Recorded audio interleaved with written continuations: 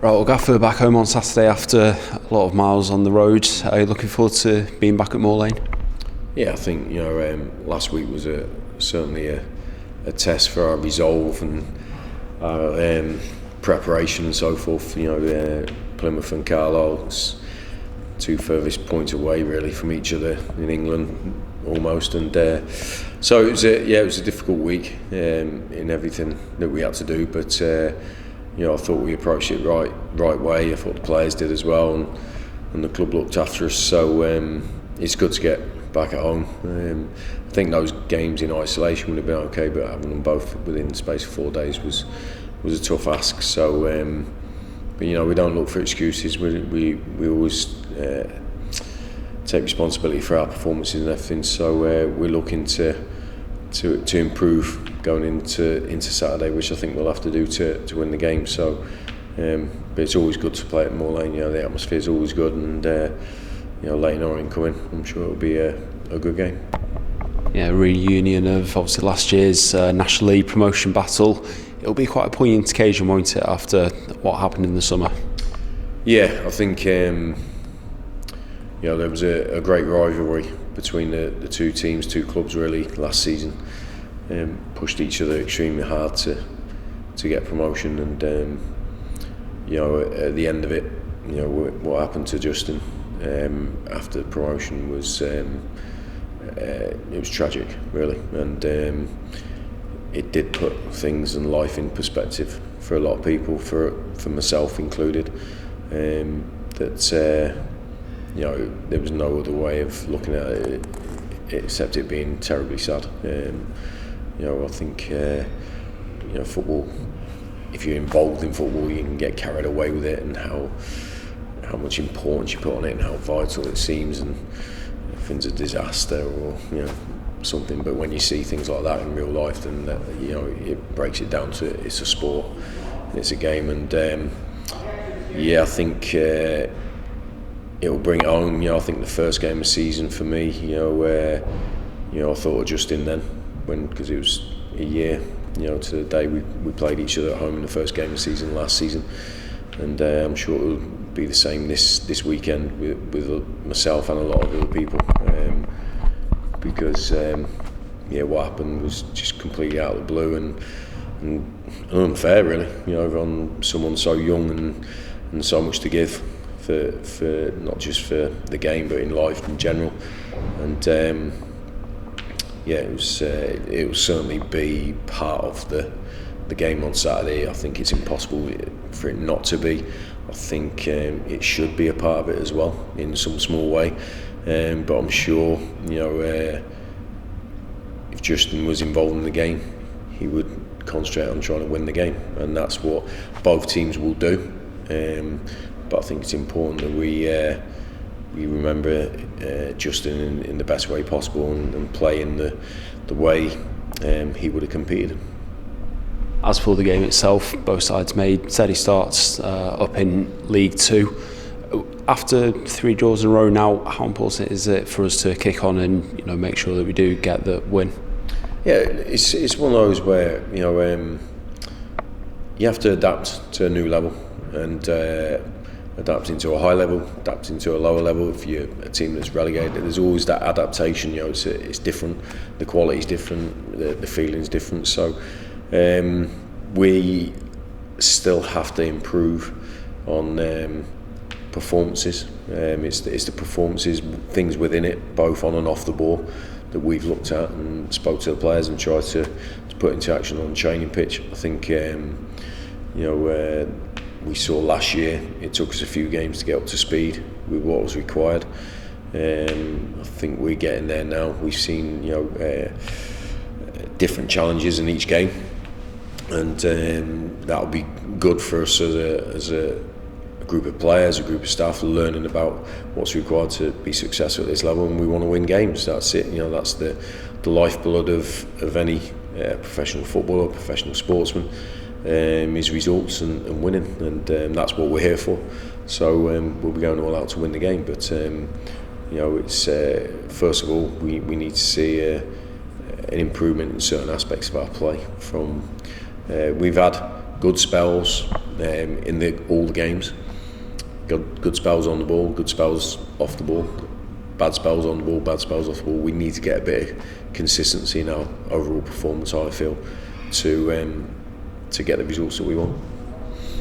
2 games last year, I think the January one sticks out, that win at Brisbane Road, and the squad's not changed too much. Do you think we can take some of that momentum, the energy, the result itself? Do you think the squad can take that into the game?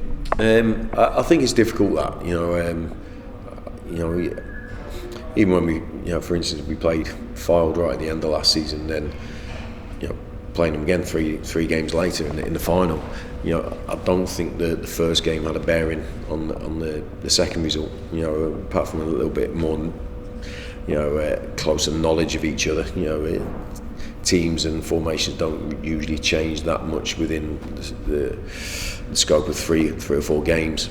But it's been eight months since we played Leyton Orient. If you look back to that January game, I know the squads are roughly the same. I think both clubs have shown confidence in the squads that were successful last season. We'll obviously have a good knowledge of their players, but vice versa, them with ours. It's the same as every game of football. It's when you cross that white line, it's putting into practice, what you do every day. And we have a game plan to win. They'll have a game plan to win. It's about coming on top and doing all the basics well: the running, the tackling, the passing, being in positions. All those things come into account. What happened 8 months ago, I don't think will have any bearing on Saturday's result, to be honest. I think it's a new game, new day, and we have to approach it that way. And just finally, obviously we saw Liam not long ago had his operation. I've just got a bit of an update on the squad. How's everyone else looking? Yeah, I think there's a couple of little niggles. We've in the first few games we picked up a couple of knocks, a couple of strains in between the games, and it's we've had a settled squad and then one or two missing, and then a settled squad and one or two different players missing each week. So it's been similar this week. We've had one or two missing training a little bit. Liam, unfortunately, is going to be out for a little while after his operation, which is I'm gutted for him to be missing this spell of games. But we know he'll come back as strong as he was before. But we have to adapt without him. And there's the usual bumps and bruises, but by no means have we got a skeleton squad. We've got enough players to put out a good team, a good bench, and that will produce a performance to win the game. Yeah, just wanted to say, obviously you've just spoken briefly about him there, and you get a sense that he wasn't just somebody that you knew of, he was someone that you thought of with a lot of respect and admiration. Would you agree?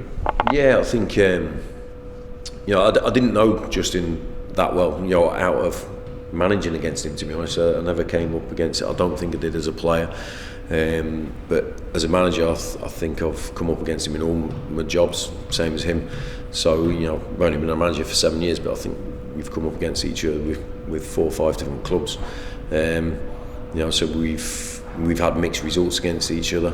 But what I'd say about Justin was, before the game, he was always ready with a smile and a welcome, and after the game, always shake your hand and wish you all the best. There was no histrionics during the game, no fallouts during it on the sideline. There was no bad blood after the game. Regardless of the result, whether they won, lost or draw between us, it was always a handshake, a little chat, maybe a beer, and I describe him as a proper football man. That's it. We all want to beat each other. We're all ultra competitive. But once the game's finished, I think it's important that you show that respect to each other. And he was certainly one of those guys. And there was a healthy rivalry between us. Me and him as managers last year, the players, the clubs. But we congratulate them on winning the league last season, because deservedly so after all those games. They were similar to us when we got promoted to the final, and that's how the game should be, in my opinion.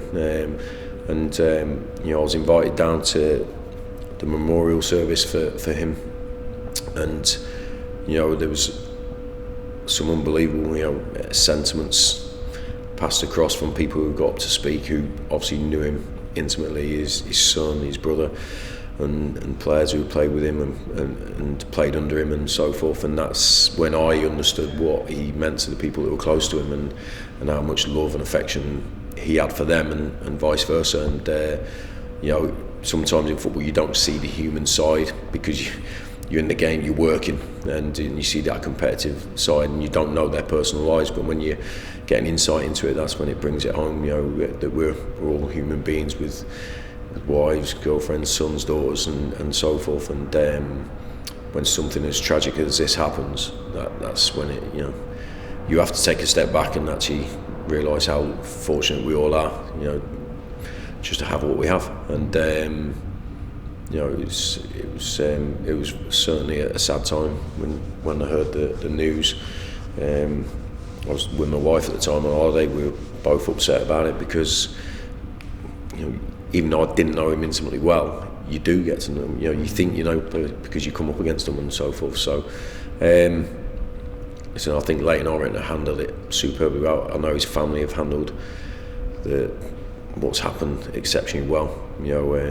Listening to his son talk at his memorial service, for a young man, he was absolutely unbelievable. How he got up and spoke about his dad, and you could just feel the relationship they had.